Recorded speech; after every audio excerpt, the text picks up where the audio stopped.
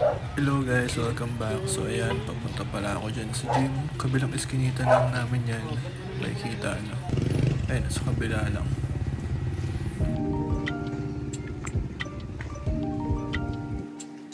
And then pagdating namin, rekta rin agad ako sa warm up. Huwag na huwag yung makakalimutang mag-warm up kasi napaka-importante yan. He was injury din. And warm up tayo dyan. Baka sabihin nyo mabilis ako mag-warm up, bali kinat ko na lang din pala yan.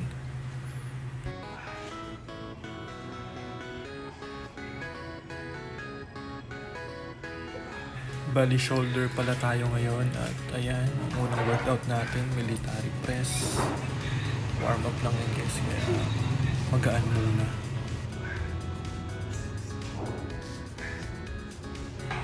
At ayan, dagdag tayo ng konti.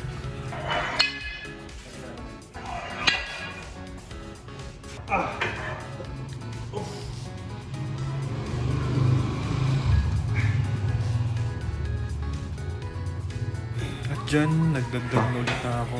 45 pounds na tayo. Lightweight, let's go.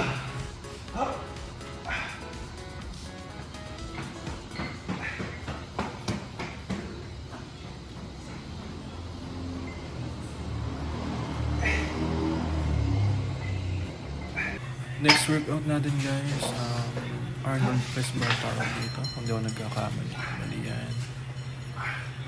Pihit lang natin pataas yung dumbbell.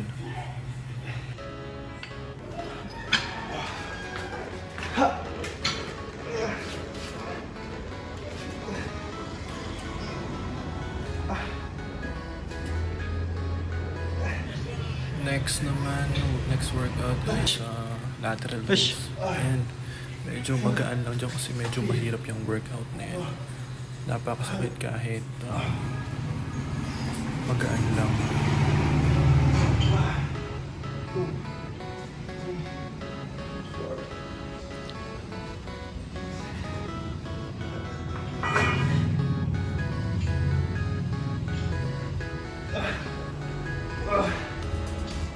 Next workout, ano pa tawag dito? Pero para sa rear deltoid to kung di ako nagkakamali.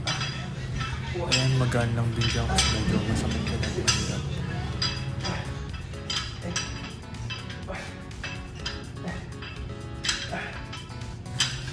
And after ng shoulder workout, ayan, biceps ako.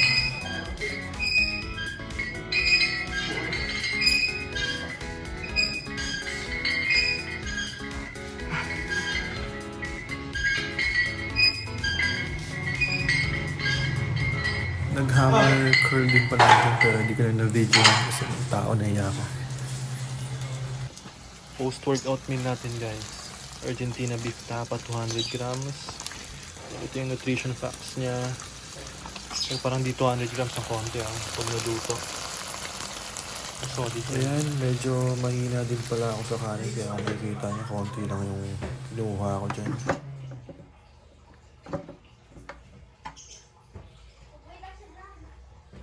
Bali yan ba yung pala yung post-workout meal ko, beef tapa and then dalawang boiled egg.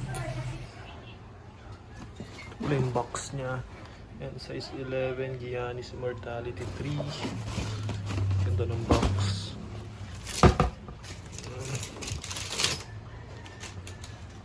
Fresh na fresh. Solid.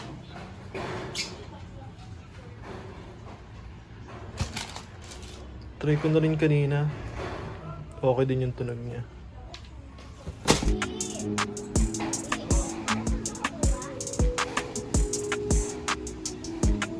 And then ayan, sinod ko na pala siya, trinay ko siya. Oh, solid naman, napaka-kapit, malambot, and napaka-comfortable. Solid.